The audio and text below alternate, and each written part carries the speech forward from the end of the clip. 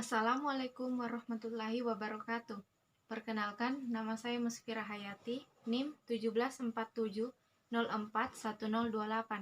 mahasiswi dari Universitas Negeri Makassar, Program Studi Pendidikan Guru Sekolah Dasar. Kali ini saya akan membahas tentang pembelajaran terpadu. Adapun pengertian dari pembelajaran terpadu yaitu salah satu pendekatan pembelajaran yang memadukan atau mengaitkan pokok bahasan menjadi satu yang berkaitan untuk memberikan pengalaman kepada siswa. Selanjutnya, latar belakang pembelajaran terpadu. Latar belakang pembelajaran terpadu di mana berawal dari perkembangan skema-skema pengetahuan yang ada di dalam diri siswa, dikembangkan untuk menciptakan pembelajaran yang di dalamnya siswa aktif.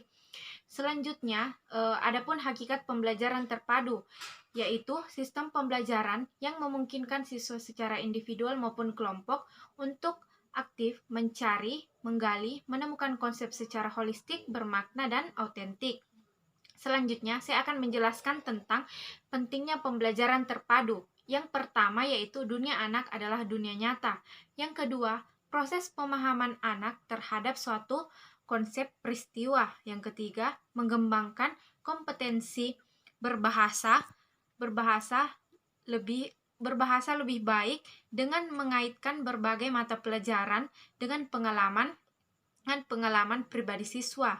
Yang keempat, lebih bergairah belajar. Dan yang kelima, yaitu lebih merasakan manfaat akan makna belajar karena materi yang disajikan dalam konteks yang jelas. Nah, selanjutnya adapun landasan-landasan dalam pembelajaran terpadu, yaitu memiliki 3 landasan. Yang pertama, landasan filosofis, yang kedua, landasan yuridis, dan yang ketiga, landasan psikologis. Nah, yang pertama saya akan jelaskan tentang landasan filosofis, di mana landasan filosofis ini terdapat berbagai aspek aliran-aliran. Yang pertama, aliran progresivisme, yaitu di mana pembentukan kreativitas, pemberian sejumlah kegiatan, suasana alam dan natural, dan memperhatikan pengalaman siswa. Yang kedua yaitu aliran konstruktivisme, yaitu pengetahuan tidak dapat ditransfer begitu saja dari seorang guru kepada siswa, tetapi harus diinterpretasikan sendiri oleh masing-masing siswa. Yang ketiga, aliran humanisme, yaitu di mana aliran ini melihat siswa dari segi keunikan, kekhasan, atau potensi atau inovasi yang dimilikinya. Selanjutnya, landasan yuridis berdasarkan undang-undang. Yang pertama yaitu Undang-Undang Nomor 23 Tahun 2002 tentang Perlindungan Anak. Yang ketiga, Undang-Undang Nomor 20 Tahun 2003 tentang Sistem Pendidikan Nasional. Yang ketiga yaitu Permendiknas Nomor 22 Tahun 2006 tentang Kerangka Dasar Struktur Nomor 22 Tahun 2006.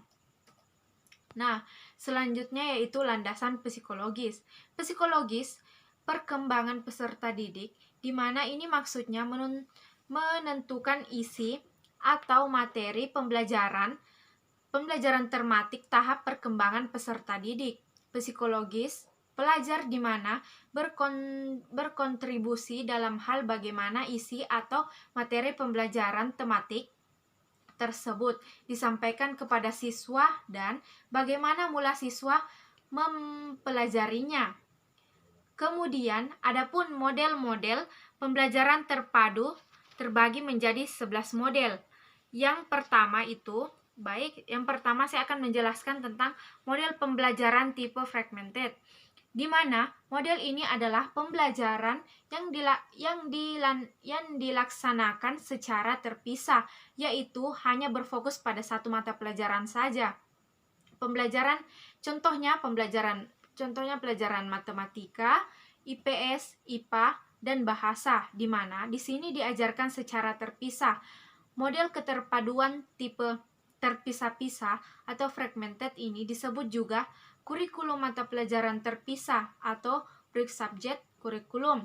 Break subject kurikulum ini merupakan kurikulum yang bahan pelajarannya disajikan dalam subjek atau mata pelajaran yang terpisah-pisah. Nah, yang kedua saya akan menjelaskan tentang model pembelajaran tipe berurutan atau squeeze. Squeeze ini adalah model pembelajaran terpadu di mana pada saat guru mengajarkan suatu mata pelajaran, maka dia dapat menyusun kembali urutan topik sesuai mata pelajaran yang dimaksudkannya dalam mata pelajaran yang lain, di mana urutan pengajaran itu tentu saja dalam topik yang sama atau relevan. Nah, yang kedua yaitu model pembelajaran terpadu tipe laba-laba atau web. Menurut Fogarty menyatakan bahwa karakteristik dari model ini adalah adanya pandangan luas yang secara menyeluruh dalam satu tema yang dapat membentuk jaringan dari berbagai bidang perkembangan. Nah, selanjutnya yaitu model pembelajaran terpadu tipe NES, di mana pembelajaran tipe NES ini adalah suatu pembelajaran yang memfokuskan pada pengintegrasian beberapa keterampilan belajar yang ingin dikembangkan atau dilatih seorang guru pada proses didiknya, pada proses pembelajaran untuk tercapainya materi pembelajaran. Yang dimaksud dalam pengintegrasian beberapa keterampilan, contohnya keterampilan menjelaskan, keterampilan bertanya, keterampilan tanya jawab, keterampilan mengolah kelas, dan keterampilan membuka dan menutup. Itu semua dilakukan ketika proses pembelajaran telah dilaksanakan di dalam kelas. Selanjutnya, saya akan menjelaskan tentang model pembelajaran terpadu tipe keterhubungan atau connected, di mana model keterhubungan ini adalah model pembelajaran terpadu yang secara sengaja diusahakan untuk menghubungkan satu konsep dengan konsep yang lain atau topik dengan topik yang lain, satu keterampilan dengan keterampilan yang lain, tugas-tugas yang dilakukan dalam satu hari dengan tugas-tugas yang dilakukan di hari berikutnya, bahkan ide-ide yang dipelajari dalam satu semester dengan ide-ide yang akan dipelajari di semester berikutnya dalam satu mata pelajaran. Selanjutnya saya akan menjelaskan tentang model pembelajaran terpadu tipe berbagi atau share, di mana model tipe share ini menurut Fogarty merupakan model pembelajaran yang menggabungkan atau memadukan antara dua mata pelajaran yang saling melengkapi dan dalam perencanaan pengajarannya menciptakan satu topik, konsep, keterampilan serta saling berhubungan satu sama lain yang dipayung dalam satu tema. Nah, selanjutnya model integrate, di mana model integrate ini memiliki berbagai macam karakteristik. Yang pertama, itu berpusat kepada siswa atau student center. Yang kedua, memberi pengalaman langsung kepada siswa. Yang ketiga, pemisahan antar bidang studi tidak begitu jelas. Yang keempat, menyajikan konsep dari berbagai bidang studi dalam suatu proses pembelajaran. Yang kelima, bersifat luas. Yang keenam, hasil pembelajaran dapat berkembang sesuai dengan etika dan kebutuhan siswa. Yang keenam, bersifat holistik, artinya suatu peristiwa yang menjadi pusat perhatian pembelajaran terpadu diamati dan dikaji dari berbagai mata pelajaran. Nah, selanjutnya saya akan menjelaskan yaitu model network.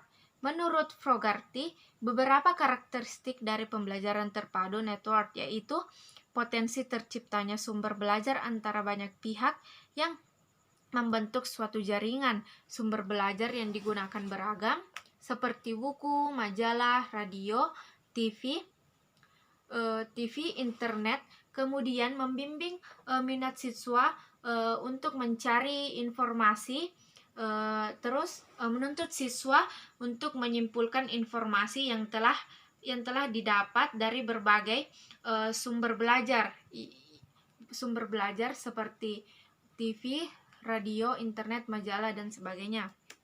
Nah, selanjutnya saya akan menjelaskan tentang model threat, di mana menurut Venaward, model threat ini model pemaduan keterampilan, misalnya melakukan prediksi dan estimasi dalam matematika, ramalan terhadap kejadian-kejadian, antisipasi terhadap cerita novel, dan sebagainya. Bentuk threat ini terukur pada apa yang disebut metakurikulum. Menurut Susanto, pada model ini pendekatan metakurikuler digunakan untuk mencapai beberapa keterampilan dan tingkatan logika para siswa dengan berbagai mata pelajaran. Nah, selanjutnya menjelaskan tentang model Immerse. Menurut Juanda, pembelajaran era terpadu model Immerse ini merupakan pembelajaran yang dirancang agar setiap individu mampu memadukan semua data dan berbagai bidang ilmu dan menghasilkan sesuai bidang minatnya. Pembelajaran Immerse ini memerlukan kemampuan berpikir yang dimiliki oleh anak. Model ini tidak mengharuskan perancangan yang rumit. Nah, itulah tadi 11 model yang terdapat di dalam pembelajaran terpadu yang telah saya jelaskan.